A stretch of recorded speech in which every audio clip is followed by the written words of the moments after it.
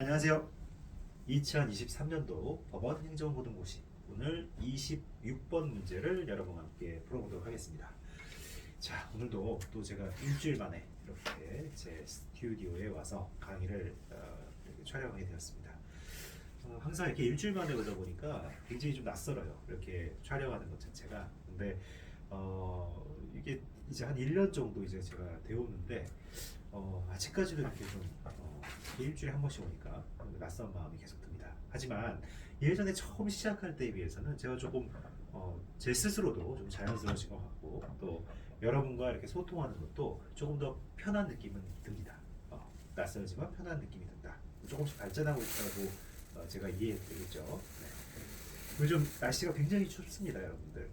날씨가 굉장히 쌀쌀한데 이럴 때일수록 여러분들 건강 관리 정말 유의하십시오. 이 시험이라는 거는 단 하루에 승부가 결정되는 거죠.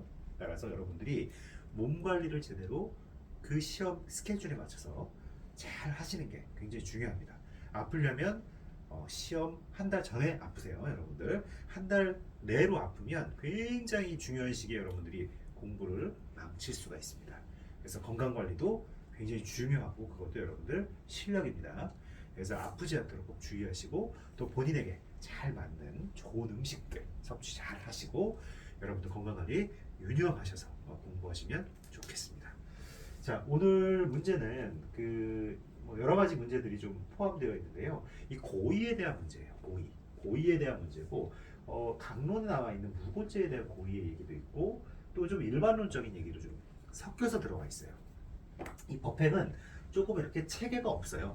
시험 자체가 체계가 없이 문제가 좀 배열되는 그런 성향을 가지고 있는데 오늘 26번 문제도 좀 여러 가지가 섞여 있다 이렇게 보시면 될 것 같습니다. 그래서 오늘 문제 한번 보시면 오늘 문제도 뭐 특별히 어떤 이론 설명을 할 거 없이 막바로 문제로 들어가도록 하겠습니다.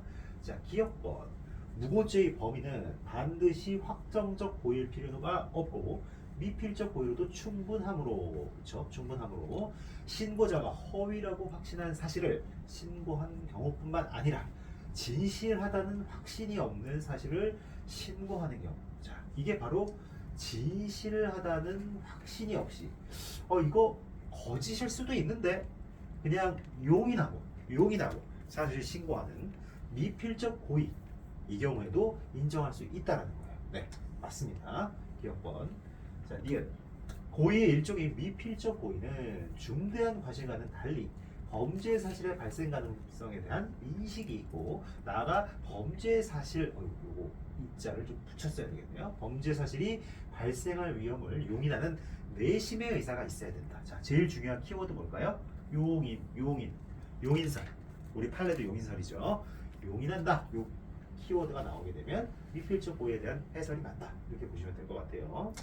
그 다음 디귿 고의 이외에 초과 주관적 위법 요소로서 향정신성 의약품을 제조할 목적과 같은 목적. 자, 이 목적에 대해도 고의와 마찬가지로 적극적 의욕이나 확정적 인식임을 요하지 않고 미필적 인식이 있으면 촉하다. 그렇죠? 목적도 고의와 동일하게 보고 있어요. 요즘에 우리 내란죄가 굉장히 중요한 이슈가 되고 있는데 내란죄에서 국헌문란의 목적, 이 국헌문란의 목적도 미필적 인식이면 목적을 충족할 수 있다는 거예요. 아시겠죠? 그래서 아마 이번에 윤석열 대통령 사건의 경우에서도 이런 목적에 대한 어떤 인식 부분 분명히 변호인들이 주장할 겁니다. 미필적 인식이 있으면 족하다. 이 부분은 국회라기보다는 저쪽 검찰 측에서 아마 미필적 인식이 있었다라고 주장을 하겠죠. 그렇죠?